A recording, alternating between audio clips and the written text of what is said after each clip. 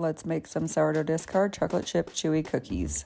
Start off with 14 tablespoons of butter, half a cup of white sugar, and a half a cup of brown sugar.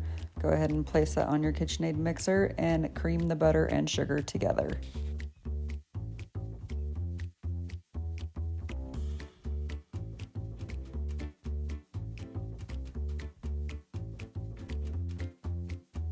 Next, go ahead and add 1 egg and mix that together. Next, add a half a cup of your sourdough discard and 2 teaspoons of vanilla extract. Go ahead and mix that together.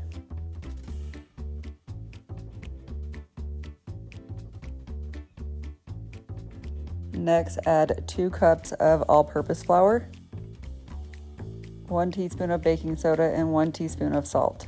Go ahead and mix that together, but don't overmix it.